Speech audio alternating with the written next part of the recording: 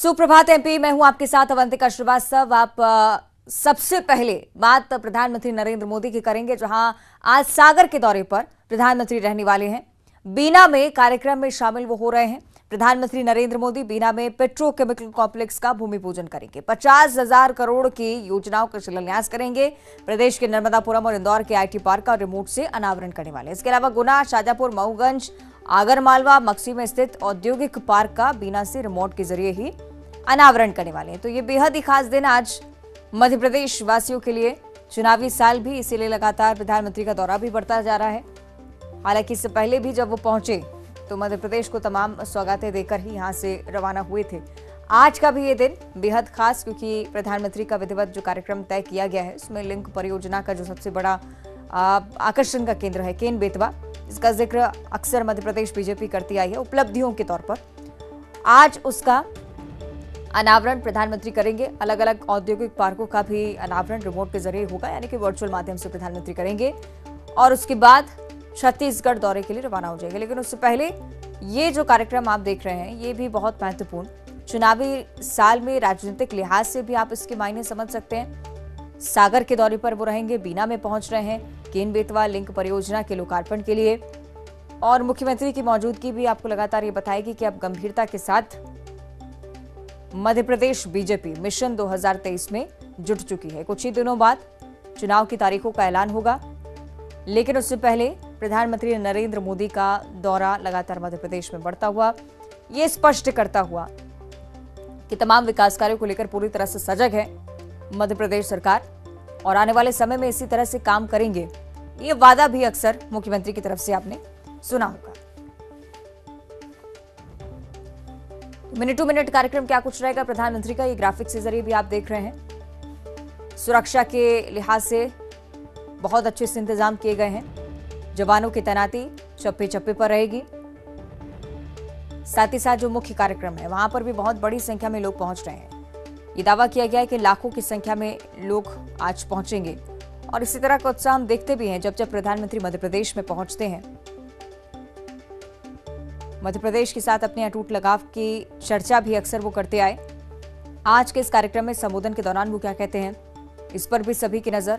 निश्चित तौर पर चुनावी साल तो कुछ ना कुछ वादा भी जरूर आगामी समय के लिए प्रधानमंत्री कर सकते हैं, इस तरह की भी चर्चाएं। और चूंकि आज दो खास कार्यक्रम हैं दो अलग अलग प्रदेशों में, मध्य प्रदेश, छत्तीसगढ़ में भी कई सारे विकास कार्यों का लोकार्पण, भूमि पूजन वो करने वाले हैं।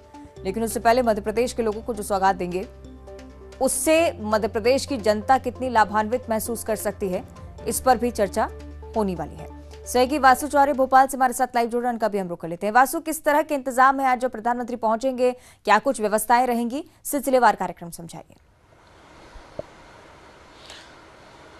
निश्चित तौर पर देखिए, मध्य प्रदेश के लिए आज बहुत बड़ा दिन है। देश के प्रधानमंत्री का आज मध्य प्रदेश का दौरा है। बीना वो पहुंचेंगे और बड़ी एक सौगात देंगे। 50,000 करोड़ रुपए से रिफाइनरी का जो है विस्तार होगा और लाखों करोड़ रुपए का जो निवेश है वो मध्य प्रदेश में आएगा। और निश्चित तौर पर इसे समझा जा सकता है कि मध्य प्रदेश के विकास में ये कहीं ना कहीं एक मील के पत्थर का काम करेगा और बड़े पैमाने पर लोगों को सीधे तौर पर रोजगार भी मिलेगा। इसके अलावा इंफ्रास्ट्रक्चर डेवलपमेंट की बात करें तो उससे जुड़ी हुई भी कई सौगात पीएम मोदी आज दे सकते हैं। पीएम मोदी के दौरे को लेकर लगातार शासन प्रशासन स्तर पर तैयारियां चल रही थी और बीना में पीएम मोदी का भव्य जोरदार स्वागत जो है वो किया जाएगा। और इससे मध्य प्रदेश की इंडस्ट्रियलाइजेशन ग्रोथ की अगर बात करें तो एक कहीं ना कहीं एक बड़ा कदम इसे माना जा सकता है, क्योंकि हर क्षेत्र में मध्य प्रदेश में अब लगातार निवेश आ रहा है और लगातार हर क्षेत्र में जो ग्राफ है डेवलपमेंट का वो कहीं ना कहीं बढ़ता हुआ दिखाई दे रहा है। पीएम मोदी के भी लगातार दौरे जो है वो हो रहे हैं और मध्य प्रदेश में